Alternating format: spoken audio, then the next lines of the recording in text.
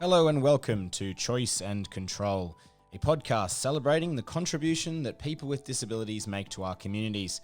In this series, we are talking all things disability, social inclusion, and the National Disability Insurance Scheme. Throughout this series, you will also be hearing some great practical advice for making the most of your NDIS plan from local people accessing the scheme. This podcast series is brought to you by the team at Carers Queensland, NDIS Local Area Coordination Partner in the Community. I'm your host, Douglas Connor. Thank you for tuning in. Today we have a very special episode for you. We're lucky enough to be hearing from two incredible women who with their families have made Australia their homes in recent years. Both women now reside on the Gold Coast and have family members with a disability receiving supports through the National Disability Insurance Scheme. First, we're hearing from Tsonkyni. Tsonkyni came to Australia with her husband Trulku almost 6 years ago after leaving her home country of Tibet to visit the Dalai Lama in India. The Dalai Lama is the spiritual leader of Tibetan Buddhism and has been in exile in India since 1959 following a failed anti-Chinese uprising. Many Tibetans see the Dalai Lama as a living god, and Tsonkyni and Trulku wish to visit him in India to pay their respects. Unfortunately, on their attempt to return to Tibet after their visit, they were not re-allowed entry. Tibet has been a place of political unrest for centuries, and in recent times, Chinese authorities in Tibet have enforced penalties for those who choose to visit the Dalai Lama. My name is Dalai Lama, and I'm from Tibet. China, they control the Tibet. So His Holiness Dalai Lama, he lives in India, so he can't go back to Tibet. So that's why we want to see him. That's why we went to India. Dalai Lama, he's our God or present, so that's why really we just want to see. So when I went to India, I met the Dalai Lama, and after that I tried to go back to Tibet, but China said no, you can't come. I went to Nepal and I tried to get visa, and I went to New Delhi, tried to get the China said no, you can't. For Tsonkyni's husband Trulku, it was his second time visiting the Dalai Lama, with his first trip resulting in a year's jail time. First, before married, he went to India, meet the Dalai Lama, and he come back in Tibet. So then in China, no, he went to India, and then China put him to jail 1 year. After 1 year, he sent it back home, but they said China police come every day and check him and like this. Then he come back again. Unable to return to Tibet, Tsonkyni and Trulku returned to India before eventually settling in Australia. Tsonkyni and her family have now been in Australia for almost 6 years, and she says that being away from family is the hardest thing to adapt to. Unaware that her absence from Tibet would be a permanent one, the couple did not have a chance to say a proper goodbye to their loved ones. Tsonkyni says that she regularly attempts to contact her family by phone, but worries about getting them in trouble with authorities. We don't understand what we do, and I didn't meet all my family when I went to India because I just think I go to India, meet Dalai Lama, and come back home. So that's why I just went. I didn't meet all my family, my sister and brothers. So it was very sad and it's so difficult. But even I can't talk my family because China, they control Tibet. So last time my family, they bought phone and then I spoke and I used WeChat. So China come to my house in Tibet. They say you can't use WeChat and you can't talk out of the Tibet people. You can't talk. And they took my mom's phone and my mom, they took China's 1 week. They keep 1 week.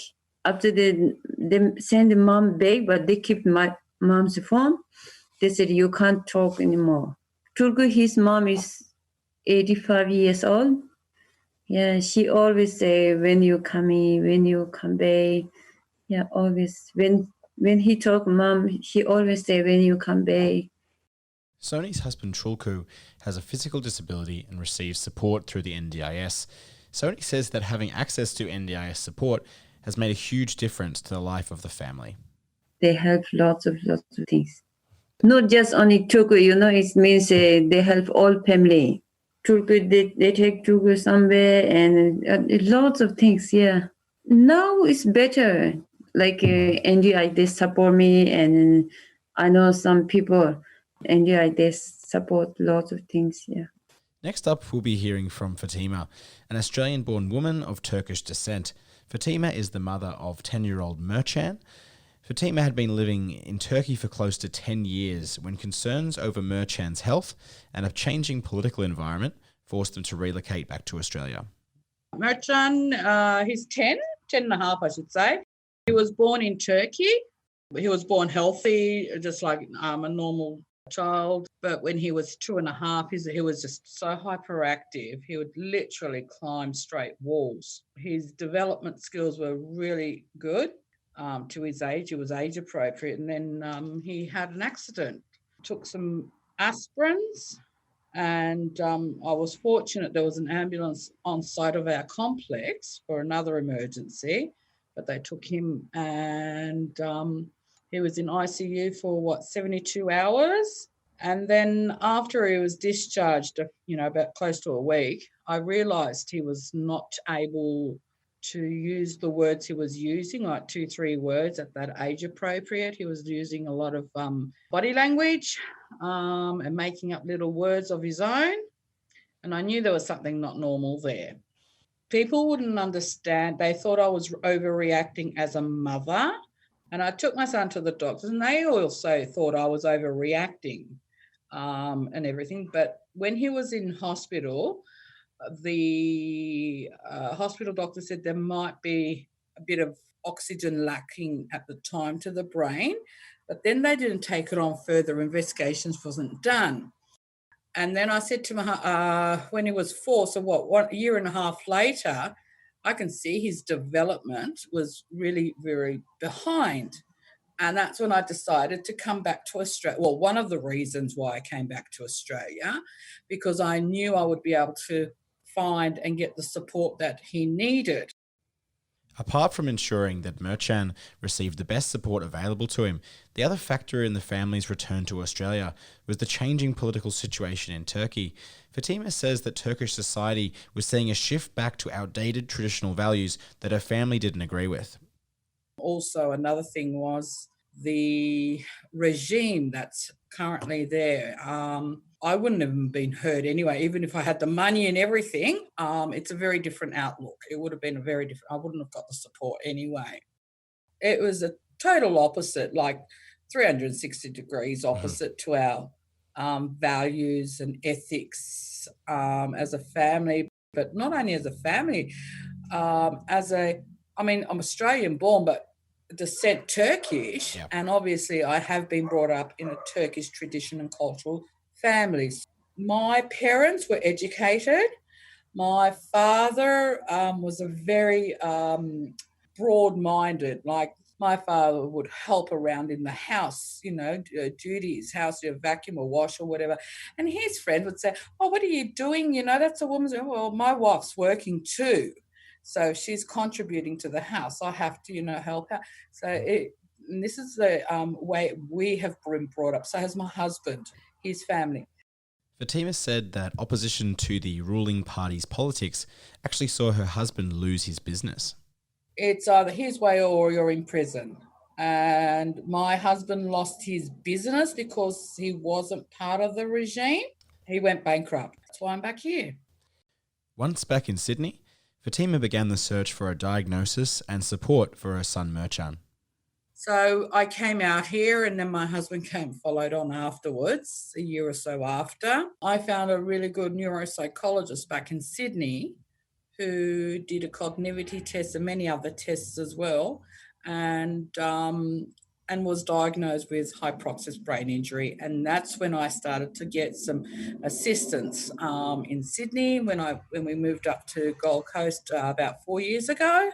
And I took it on again. And then the school was very helpful, and then got on to the services with NDIS.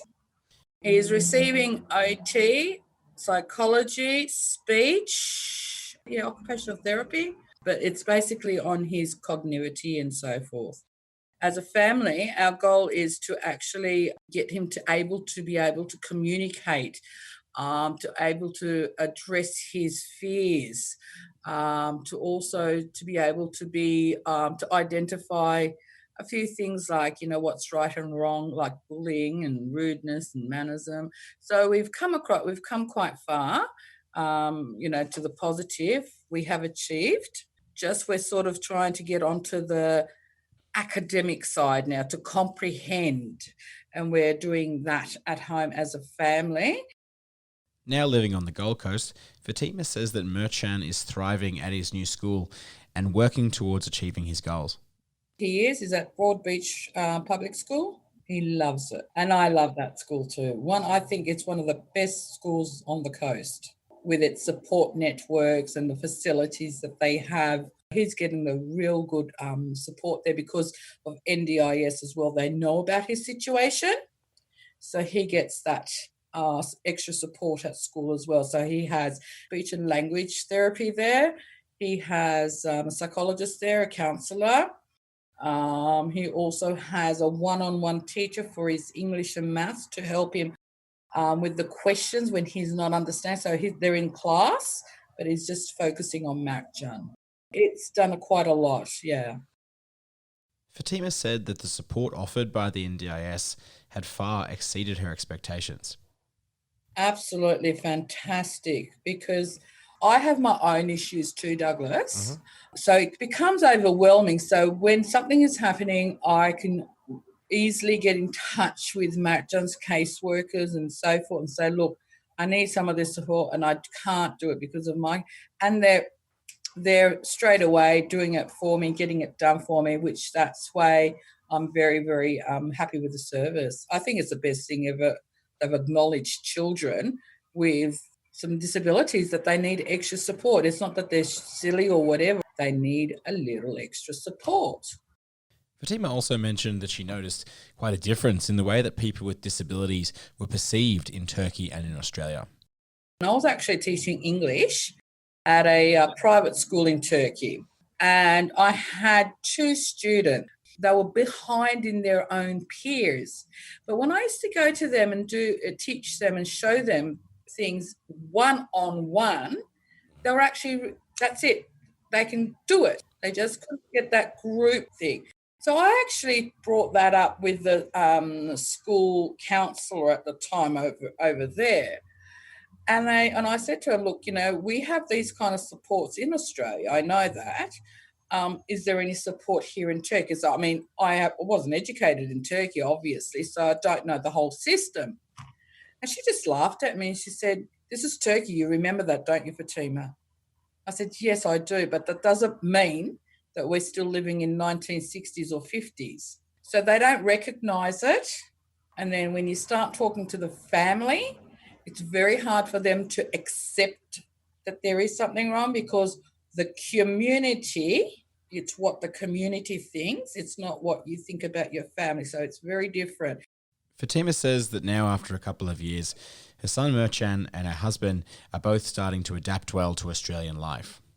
Well, Mertcan, at first it was quite hard because, he did miss his room, his things, his belongings. He has an older brother back there. He does sort of vaguely remembers him.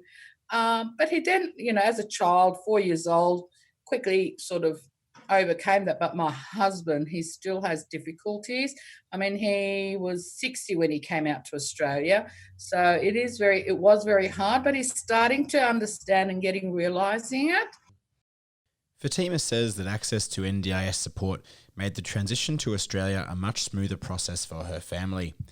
The family are now together, loving life on the Gold Coast.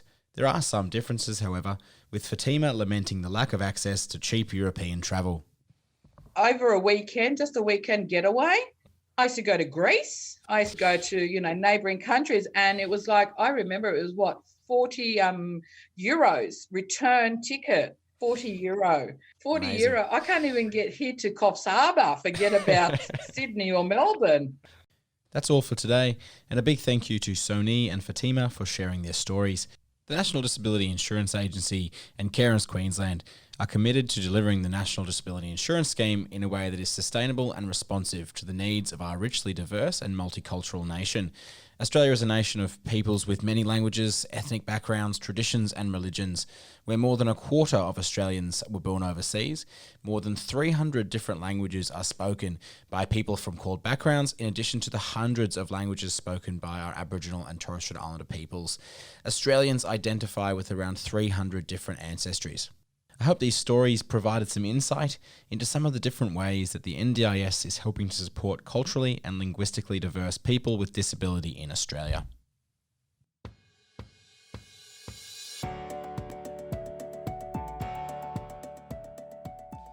Thank you once again for tuning in to Choice and Control, a Carers Queensland podcast. For more information about Carers Queensland, the National Disability Insurance Scheme, or the Local Area Coordination Program, please connect with us online at carersqueensland.com.au, or you can catch up with us on Facebook at facebook.com/Carers Queensland NDIS. We hope this podcast can become a place for people with disability to share their experiences and their stories. So if you have a story that you think we should know about, please contact us via the Carers Queensland Inquiries line at 1300 999 636, or via email at cq.inquiries@ndis.gov.au. Until next time, thanks for listening.